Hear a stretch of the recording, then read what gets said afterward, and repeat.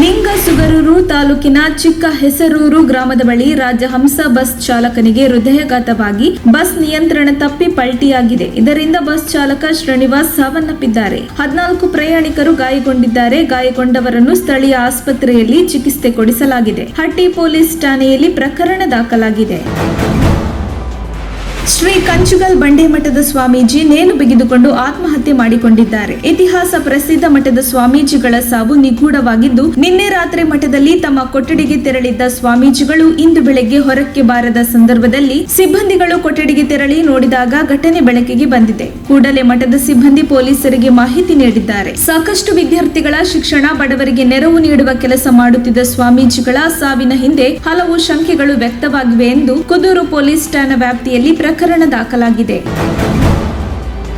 ವಿಜಯಪುರ ಜಿಲ್ಲೆ ಮುಳವಾಡ ರೈಲು ನಿಲ್ದಾಣ ಬಳಿ ಕೂಡಗಿ ಎನ್ಟಿಪಿಸಿಗೆ ಕಲ್ಲಿದ್ದಲು ಪೂರೈಸುತ್ತಿದ್ದ ಗೂಡ್ಸ್ ರೈಲಿನ ಹಳಿ ತಪ್ಪಿ ರೈಲಿನ 6 ಬೋಗಿಗಳು ಉರುಳಿ ಬಿದ್ದಿದೆ. ಇದರಿಂದ ಇಂದು ಸಂಚರಿಸಬೇಕಿದ್ದ ಸೊಲ್ಲಾಪುರ ಹುಬ್ಬಳ್ಳಿ ಮಾರ್ಗದ 6 ರೈಲುಗಳ ಸಂಚಾರ ಸ್ಥಗಿತಗೊಳಿಸಲಾಗಿದೆ. ಸ್ಥಳಕ್ಕೆ ವಿಜಯಪುರ ರೈಲ್ವೆ ಪೊಲೀಸರು ಅಧಿಕಾರಿಗಳು ಭೇಟಿ ನೀಡಿ ಪರಿಶೀಲಿಸಿದ್ದಾರೆ. ಮಹಿಳೆಗೆ ಕಪಾಳ ಮೋಕ್ಷ ಮಾಡಿರುವ ಸಚಿವ ಸೋಮಣ್ಣನ ವಿರುದ್ಧ ಆಕ್ರೋಶ ವ್ಯಕ್ತಪಡಿಸಿ ಸೋಮವಾರ ಕಾಂಗ್ರೆಸ್ ಪ್ರತಿಭಟನೆ ಆರಂಭಿಸಿದ್ದು, ಈ ವೇಳೆ ಕೆಲ ಕಾರ್ಯಕರ್ತರನ್ನು ನಗರದ ಪೊಲೀಸರು ಸೋಮವಾರ ವಶಕ್ಕೆ ಪಡೆದುಕೊಂಡಿದ್ದಾರೆ. ಸಚಿವ ವಿ ಸೋಮಣ್ಣ ಮಹಿಳೆಗೆ ಕಪಾಳ ಮೋಕ್ಷ ಮಾಡಿರುವ ಘಟನೆ ಗುಂಡ್ಲುಪೇಟೆಯ ಹಂಗಳ ಗ್ರಾಮದಲ್ಲಿ ಭಾನುವಾರ ನಡೆದಿತ್ತು. ಪರಿಶಿಷ್ಟ ಜಾತಿ ಮತ್ತು ಪರಿಶಿಷ್ಟ ಪಂಗಡದ ಮೀಸಲಾತಿಯನ್ನು ಹೆಚ್ಚಿಸಲು ರಾಜ್ಯ ಸರ್ಕಾರ ಸಿದ್ಧಪಡಿಸಿರುವ ಸುಗ್ರೀವಾಜ್ಞೆ 2022ಕ್ಕೆ ರಾಜ್ಯಪಾಲ ತಾವರ ಚಂದ್ ಗೆಹ್ಲೋಟ್ ಭಾನುವಾರ ಅಂಕಿತ ಹಾಕಿದ್ದಾರೆ. ನ್ಯಾಯಮೂರ್ತಿ ನಾಗಮೋಹನ್ ದಾಸ್ ಸಮಿತಿ ವರದಿಗೆ ಅನುಗುಣವಾಗಿ ಸುಗ್ರೀವಾಜ್ಞೆ ಅಂಗೀಕಾರವಾಗಿರುವುದರಿಂದ ಪರಿಶಿಷ್ಟ ಜಾತಿಯ ಮೀಸಲಾತಿಯು ಈಗಿರುವ 15% 17% ಏರಿಕೆಯಾಗಿದೆ. ಪರಿಶಿಷ್ಟ ಪಂಗಡದ ಮೀಸಲಾತಿಯು 3% 7%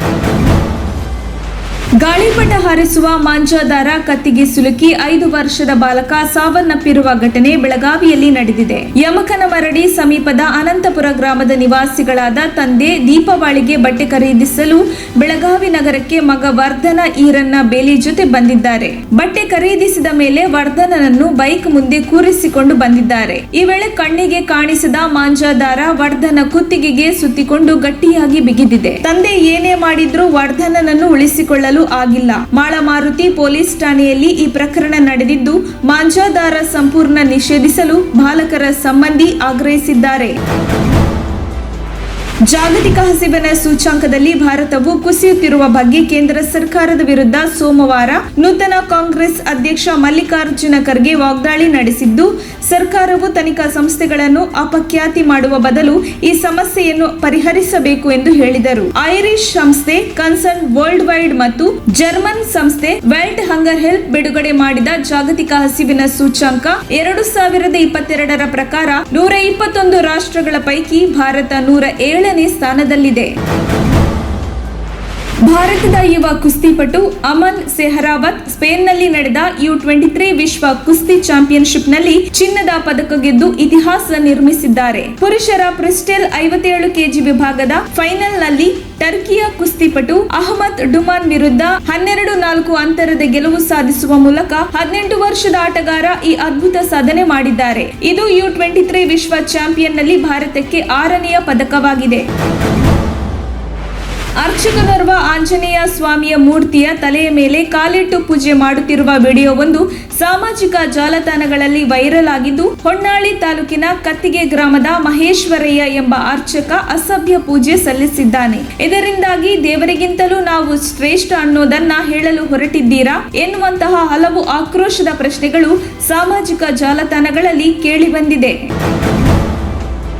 ಪಶ್ಚಿಮ ಬಂಗಾಳದ ಪುರುಲಿಯಾ ಜಿಲ್ಲೆಯ ದೂರದ ಹಳ್ಳಿಯೊಂದರ 15 ವರ್ಷದ ಬಾಲಕಿಯೊಬ್ಬಳು ಮಕ್ಕಳ ಸಹಾಯವಾಣಿಗೆ ಕರೆ ಮಾಡುವ ಮೂಲಕ ತನ್ನದೇ ಮದುವೆಯನ್ನು ತಡೆದಿದ್ದಾಳೆ. ತನ್ನನ್ನು ಶೀಘ್ರದಲ್ಲಿಯೇ ಮದುವೆ ಮಾಡಿಸುತ್ತಾರೆ ಎಂದು ಅರಿತುಕೊಂಡ ಆಕೆ ತ್ವರಿತವಾಗಿ 1098ಗೆ ಡಯಲ್ ಮಾಡಿ ಚೈಲ್ಡ್ ಲೈನ್ಗೆ ತಿಳಿಸಿದ್ದು, ತನ್ನ ವಿದ್ಯಾಭ್ಯಾಸವನ್ನು ಮುಂದುವರೆಸಲು ಮತ್ತು ನರ್ಸ್ ಆಗಲು ಬಯಸಿದ್ದರೂ ಆಕೆಯ ಪೋಷಕರು ಬಲವಂತವಾಗಿ ಮದುವೆ ಮಾಡಿಸುತ್ತಿದ್ದಾರೆ ಎಂದು ತಿಳಿಸಿದ್ದಳು. ನಂತರ ಅಧಿಕಾರಿಗಳು ಮನೆಗೆ ಭೇಟಿ ನೀಡಿ ಮದುವೆ ಮಾಡದಂತೆ ಬಾಲ ಬಾಲಕಿಯ ಪೋಷಕರ ಮನವೊಲಿಸಿದ್ದಾರೆ. ಕೋವಿಡ್-19 ಲಾಕ್ಡೌನ್ ಸಮಯದಲ್ಲಿ ನನ್ನ ತಂದೆ ಕೆಲಸವನ್ನು ಕಳೆದುಕೊಂಡಿದ್ದರು.